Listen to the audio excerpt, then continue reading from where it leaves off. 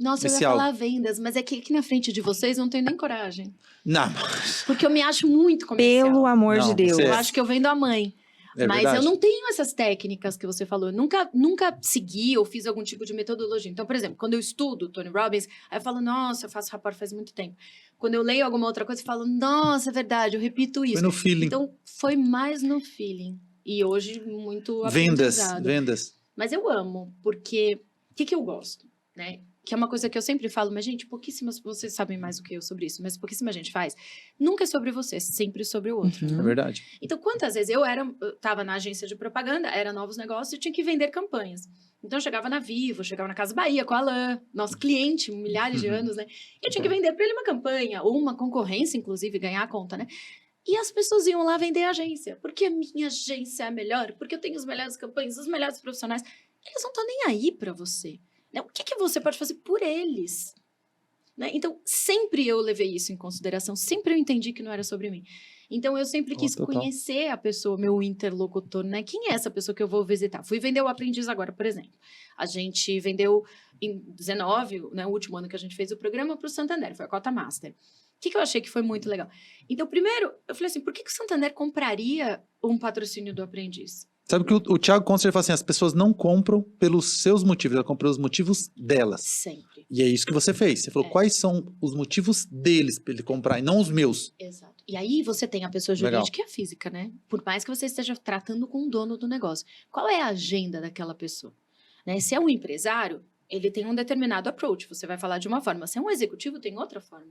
O empresário veste a camisa, ele sente as dores da empresa, né? Ele tem aquele propósito. O executivo, não. O executivo foca mais em número. Você vai ganhar o executivo falando de ROI. Você vai ganhar o empresário falando de coração. Falando de vida, falando de propósito. O número é a última coisa que ele vai olhar, né? Quando é uma coisa muito grande.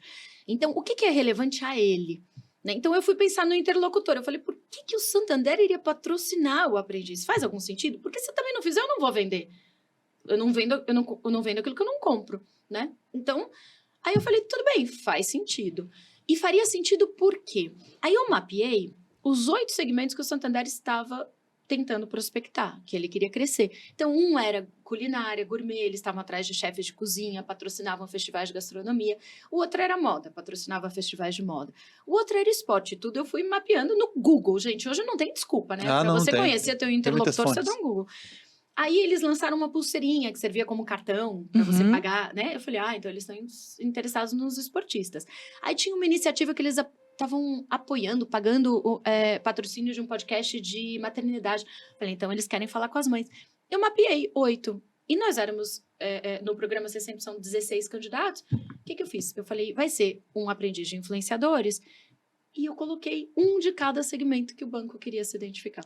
Olha, que sacada. Tão legal. Porque quando a gente chegou com o projeto, você não tem como dizer não. Né? Eu falei, eu vou falar com o seu público. Você fala com o investidor hoje. Se eu chegar para você com um produto para fazendeiro, que só está na renda fixa, você vai falar, não conversa muito comigo. Entendi. Então, eu tenho que ver se o meu produto pode se tornar flexível para o seu negócio. Eu dei o exemplo do aprendiz vendendo um patrocínio, né? Porque depois eu ainda fui comercializar. Mas isso eu adoro fazer. E se o produto não tem fit, não empurra nada para ninguém. Eu não vou vender. Exatamente. Porque vai ter outro cliente para mim. Que vai me receber melhor, que vai ser mais apropriado. E aí você não precisa ficar convencendo a pessoa, né? Porque se eu falo sobre o seu negócio, para o seu negócio, a venda tá feita. Você vai virar para mim e falar, nossa, esse programa é perfeito para minha empresa. É isso aí. Não, eu brinco, eu falo assim, não existe técnica de fechamento quando o cliente quer comprar. Adorei. Qual o livro técnica de fechamento? Não precisa de fechamento quando a pessoa quer comprar. Não precisa de técnica de fechamento.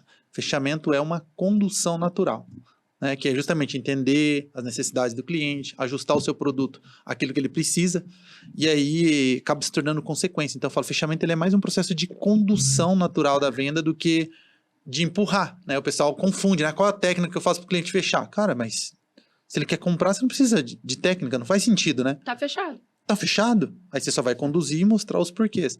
Nossa, sensacional.